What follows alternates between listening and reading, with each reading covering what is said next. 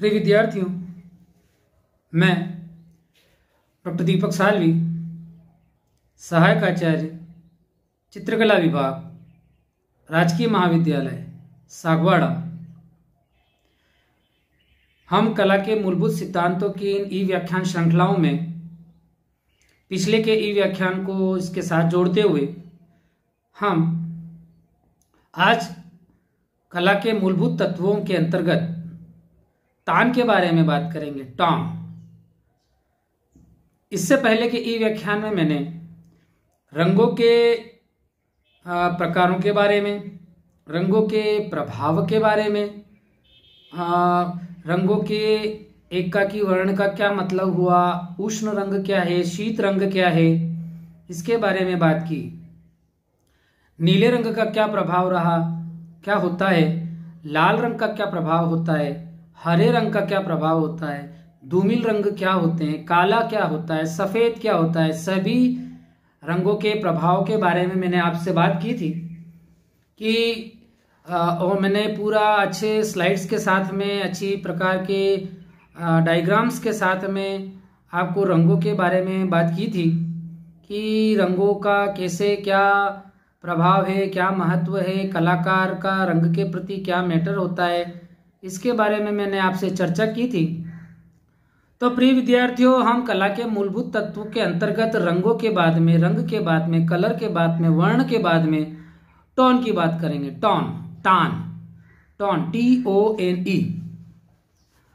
Tone denotes lightness and darkness of a hue. किसी भी रंगत का हल्कापन और गहरापन टोन कहलाता है। रंगत में हल्कापन एवं गहरापन सफेद या काले रंग के मिश्रण से बनाया जा सकता है। अर्थात किसी रंग में काले या सफेद रंग मिलाने से कई तानों को किया जा सकता है।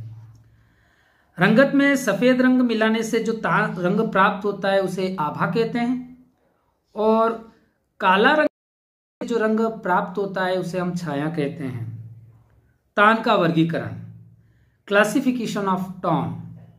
तान को 3 भागों में बांटा जा सकता है: छाया, प्रकाश और मीडियम टोन। लाइट, डार्क और मीडियम, मध्यम। यह तीनों ताने जो है रंग में काला और सफेद मिलाने से प्राप्त होती है, जिसका अभ्यास कलाकार को निरंतर करते रहना चाहिए। तान के प्रभाव, इफेक्ट्स ऑफ टोन। कलाकार अपनी कृति में तानों का प्रयोग अपनी इच्छा अनुसार करता है, जो इस प्रकार है। चित्र धरातल का विभाजन। कलाकार कृति में काले व सफेद रंग का समायोजित एवं संतुलित प्रयोग कर कृति का विभाजन करता है। नेक्स्ट आता है आपका परिवर्तन पद्धति। चित्र सदैव सक्रिय व सहायक तत्वों में विभाजित रहता है।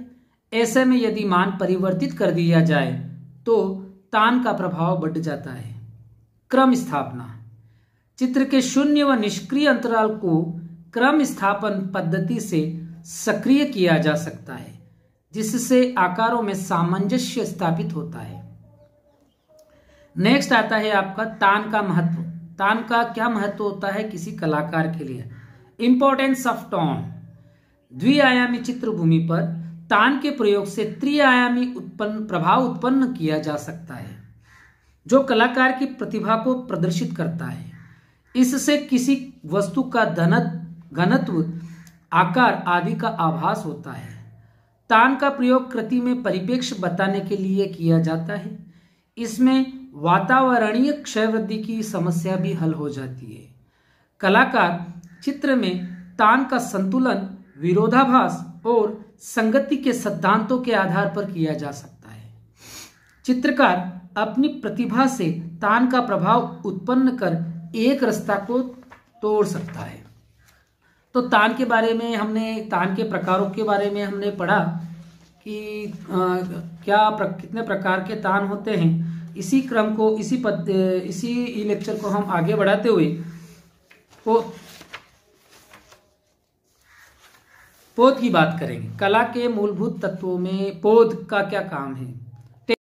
जिसको हम कहते हैं TEXTURE, texture. Texture is the character of the surface, मतलब किसी पदार्थ का धरातलीय गुण ही उसका टेक्सचर है, पोत है। प्रकृति में प्राप्त समस्त अवयवों की सतहों में असमानताएं पाई जाती हैं। किसी भी वस्तु को देखने के साथ वस्तु सतह का सौंदर्य आकर्षित करता है। वस्तु सतह का खुरदरा, चिकना, मुलायमपन और भौतिक गुण है, जिसे कलाकार यथार्थ रूप में अथवा काल्पनिक रूप में पुनः प्रस्तुत कर कलाकृति में लावण्य पैदा करता है। किसी वस्तु के धरातल के गुण को पोत कहते हैं। चित्रकार द्विआयामी धरातल जैसे कपड़ा, मिट्टी, छाल, ताड़पत्र, भित्ति आदि को अपनी अभिव्यक्ति का साधन बनाता है और इनके स्वाभाविक पोत का प्रयोग वह अपनी उपस्थिति अभिव्यक्ति में करता है। पोत का वर्गीकरण, क्लासिफिकेशन ऑफ टेक्सचर। सृजन की दृष्टि से पोत को 3 भागों में बांटा जा सकता है, जो इस प्रकार है। प्राकृतिक पोत, नेचुरल टेक्सचर। प्राकृतिक पोत वे पोत हैं जो वस्तु की मूल संरचना में प्राकृतिक रूप से विद्यमान है। इसके अंतर्गत प्रकृति प्रदत्त व मानव निर्मित सभी वस्तुएं आ जाती है। वस्तु चित्रण के अंतर्गत कलाकार इनका अध्ययन स्पर्श, दृष्टि आदि से करता है। अनुकृत पोत, कॉपीड टेक्सचर। प्रकृति प्रदत्त पोत का अनुकरण करके निर्मित किए जाने वाले पोत अनुकृत पोत कहते जाते हैं। इस प्रकार से पोत का सफल अंकन किया जा सकता है। इस प्रकार के पोत के माध्यम से चित्र धरातल पर द्विआयामी आकारों में त्रिआयामी प्रभाव उत्पन्न किया जा सकता है। सृजित पोत, क्रिएटेड टेक्सचर। इस प्रकार के पोत कलाकार की प्रतिभा को प्रदर्शित करते हैं, जिसके अंतर्गत कलाकार अनेक यंत्रों व विभिन्न साधनों के द्वारा विभिन्न पोतों को सृजित करता है। इन्हें कृत्रिम पोत भी कहा जा सकता है। आधुनिक कला में कोलाज पद्धति में इसका अच्छा प्रयोग किया जा रहा है। पोत एवं मूर्तिकला, टेक्सचर एंड स्कल्पचर। मूर्तिकला के निर्माण में भी पोत बहुत ही अच्छा माध्यम है। इससे मूर्ति के धरातल की समरसता और चिकनेपन को खत्म कर विभिन्न प्रकार के पोतों के निर्माण से रुचिकर बनाया जा सकता है। पोत की सहायता से उसमें अधिक गहराई व उभार दिखाए जा सकते हैं तथा मूर्ति के आकार को संतुलित किया जा सकता है। पोत के प्रकार एवं प्रभाव, type and effects of texture. पोत की अनुभूति को व्यक्त करने के लिए हम विभिन्न शब्दों का प्रयोग करते हैं, जैसे कोमल, कठोर, चिकना, खुरदरा आदि। खुरदरा पोत।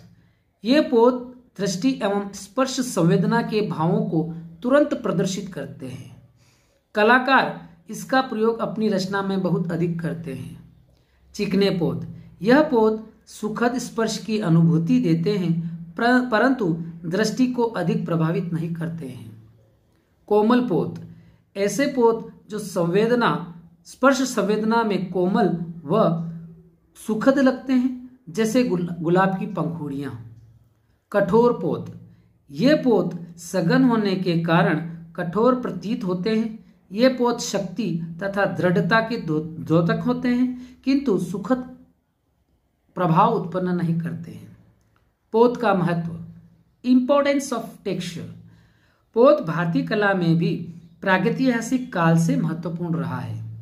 चित्र एवं मूर्तियों में रंगों, फलक, भित्ति, पत्थर आदि के गुणों के साथ कलात्मक पोत का अंकन कलाकार की कल्पनाशीलता एवं आवश्यकता पर निर्भर करता है। आधुनिक कला में कलाकार अपनी कृति में पोत का अधिक प्रयोग करता है। जैसे जैसे कलाकार कला में निपुण होता जाता है या उसको परिपक्व होते जाते हैं, वैसे वैसे वह विभिन्न प्रकार की पोतों का सृजन करता जाता है। इस प्रकार कला के मूल तत्वों में पौध का भी महत्वपूर्ण स्थान है। अब नेक्स्ट प्रिय विद्यार्थियों, हमारा जो है वो कला के मूलभूत तत्वों में जो है वो है अंतराल, स्पेस डिवीजन, अंतराल विभाजन है। The artist who works in 2 dimensions begins by making on a flat surface. This surface is his space. चित्र के तत्वों में अंतराल वह तत्व है जो रूप का आधार है। अंतराल की अनुपस्थिति में किसी कृति की रचना करना असंभव है। प्राचीन भारतीय ग्रंथों में अंतराल के महत्व को लेकर विशद विवेचन किया गया है। अंतराल चित्रकला का वह तत्व है जिसमें सभी रूपाकार समाहित होते हैं। चित्रकला में द्विआयामी चित्रभूमि ही अंतराल कहलाती है। चित्रकार का कार्यक्षेत्र अंतराल कहा जा सकता है। किसी भी कलाकृति का अंतराल से सीधा संबंध होता है। चित्रकार किसी भी कृति की रचना अंतराल विभाजन से करता है। अंतराल का स्वरूप, फॉर्मेशन ऑफ स्पेस। सामान्य रूप से अंतराल 2 रूप मध्य रिक्त स्थान का बोध करता है, जैसे बोलते समय शब्दों व वाक्यों के बीच ठहराव, संगीत में स्वरों के बीच में अवकाश आदि। यही ठहराव या अवकाश समझने की क्रम की स्थापना करता है। ठीक उसी प्रकार चित्रभूमि में अंतराल चित्रकार को रेखा, रूप व वर्ण आदि को प्रयुक्त करने का आधार प्रदान करता है। कलाकार आवश्यकता अनुसार अपने अंतराल को बनाता है, मिटाता है, परिभाषित आदि करता है, वह रूपांतरित करता है, क्योंकि यह अंतराल कलाकार की कलाकृति की सभी संभावनाओं के लिए खुला हुआ है।